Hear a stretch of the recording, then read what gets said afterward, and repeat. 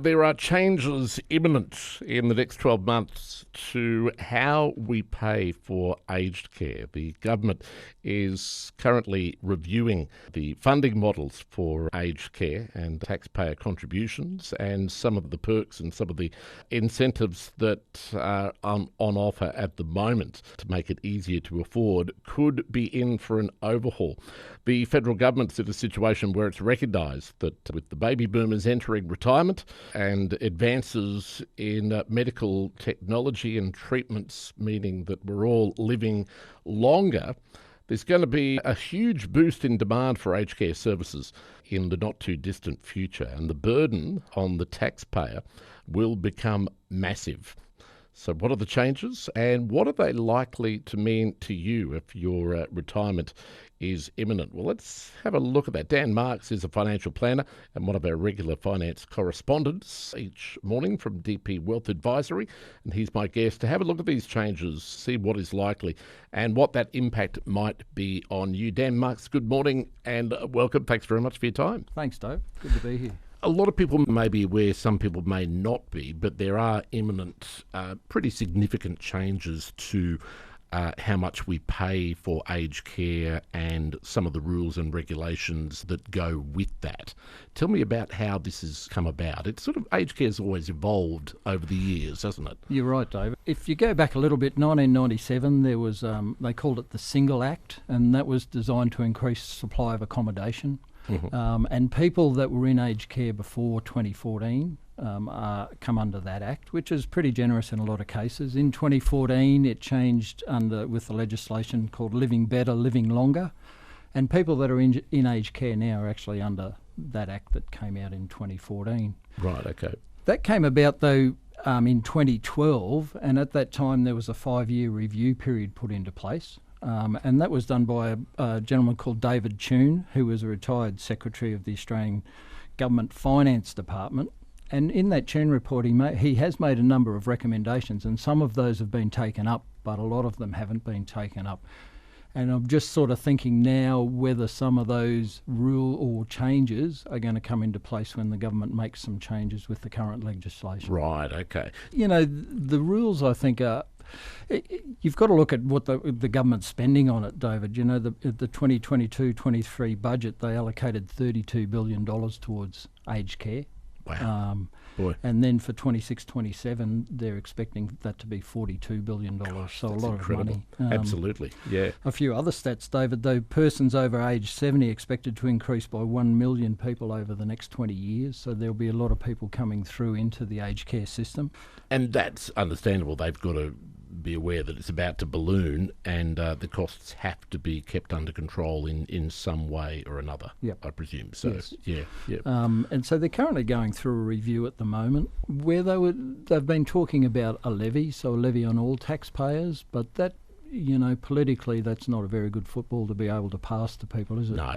And it's a bit tough, like, you know, the younger generation paying another levy to support older people in aged care. So it all points for, you know, the legislation, if it does start in 1 July 24 when they've mooted it to start, mm-hmm. It'll be more pushed to increasing means testing and making user pays in aged care more of a priority than government pays.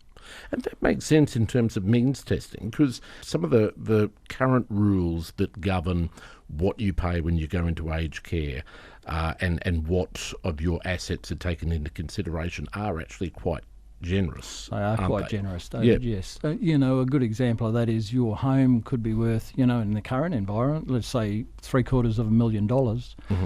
but it's means tested at less than $198,000. So, you know, that I can certainly see that changing. Yeah, absolutely. There's a current annual and lifetime cap as well on the amount of means-tested care fee that you pay in care. And I think those caps, which came under the Tune report, he recommended that they be abolished. So, you know, perhaps that could happen as well. Yep. So it all points to aged care getting more expensive. Yep.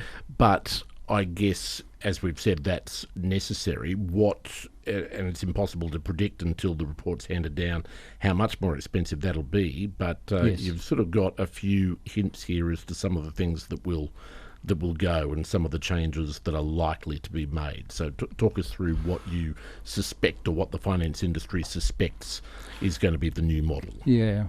If you buy your room in aged care, David, they call that a refundable accommodation deposit. Currently, there's a cap of $550,000 on that, which the operators can charge without getting approval from the government. They expect that that'll be increased to $750,000 as a cap. There's talk about doing away with refundable accommodation deposits altogether.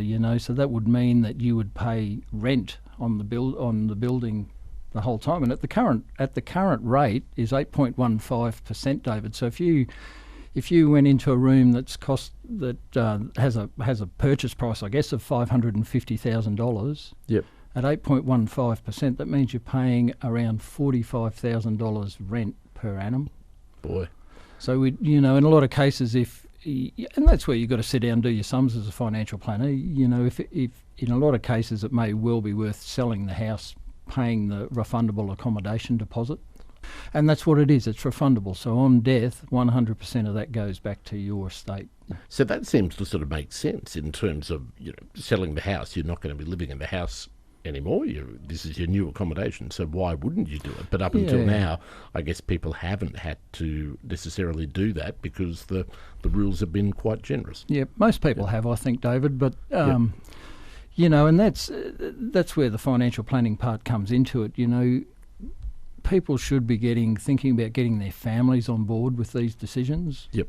I mean, you might have a house in like a great spot that you could see potential long-term growth in it.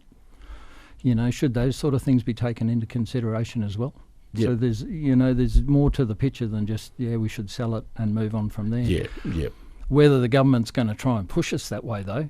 And you would think with the current shortage of housing, exactly, they would be trying to push that. Yeah, that is the problem. So they'll be offering you some sort of incentive or pushing it, or almost sort of making it mandatory through legislation like this for you to offload your house so that someone else can move into it. Yeah, making it not cost effective to actually keep the house in place. Absolutely. Yeah, governments are very good at doing that. Yeah. There are a lot of rules around it too, though, David, like without going too far, like if you've had, say, a carer living in the house with you, there's some separate rules around that, granny flats, those sort of things as well. So, it's not just one sort of thing fits everybody. Right, okay. It's not just, you mentioned the RADs could either be abolished or the limit on RADs be raised, but also uncapping the basic daily care fees. So if you're in a aged care home, you're likely to be paying a little bit more for that daily care, and that'll be ongoing rather than reaching a cap as it does now. Yeah. David, the daily care fee covers the cost of food, heating, cleaning, washing. So that's the fee that everybody pays, and it roughly works out to 85% of the single pension. Right, okay. There is talk that they will uncap that, so that, depending on what you want from the accommodation you're in, you might be paying a higher fee for that. Worth keeping in mind for this discussion would be families that have some sort of a trust or company set up, if it's a family business. Tell me some of the things they need to be aware of. Yeah, David, and a lot of people have had family trusts in the past. Like the accounting practice really pushed family trusts for taxation reasons. Mm-hmm. Centrelink look on family trusts and companies under a source and control test. So you mightn't have anything to do with that family trust anymore, but you can be in there as the trustee or a beneficiary. Centrelink will take all those things on board. So people sort of need to sit down and have a bit of a think about, do I need to be in this business or this trust any longer, and how is that going to impact me going forward if I do need to go into aged care? Right, okay. So if you don't, and you've got that on as part of your financial portfolio or record when you go in, it could make a big difference to what you pay. Exactly right, David. That'll come under the means testing, yeah. Right, okay. And Centrelink won't miss out on that. Yep. They watch you like a hawk. They do. Fair enough. All right, so worth, again, getting financial advice as to whether those trusts that are no longer of any use need to be dismantled or you need to be severed from those. Yeah, and you can go a bit further in that, from estate planning, have you sold a big business? Have you sold a farm? Do you need all that money, or could that go to the kids now? Sure, that's gifting. It comes under the gifting rules, but that gifting expires in 5 years. Right, okay. So if you've got way more than you need, perhaps that's an option to think about as well. Yeah, absolutely. You need advice from your lawyer and your accountant. Yep, and the kids would love it. And the kids would love it. That's yeah. right. Exactly. But I think it boils down to the fact that the government's spending a lot of money. They're doing a review, and you would think that changes are going to happen from that review. Absolutely. So when are we likely to hear the detail? When will we know concrete what's in it? Well, I think if it starts from 1 July 24, you'd have to find out a couple of months beforehand. Yep, you would have thought. And like all legislation that's been introduced that deals with aged care, it's likely to be, is it what they call grandfathered? Firstly, what does that mean, and is this likely to be under that as well?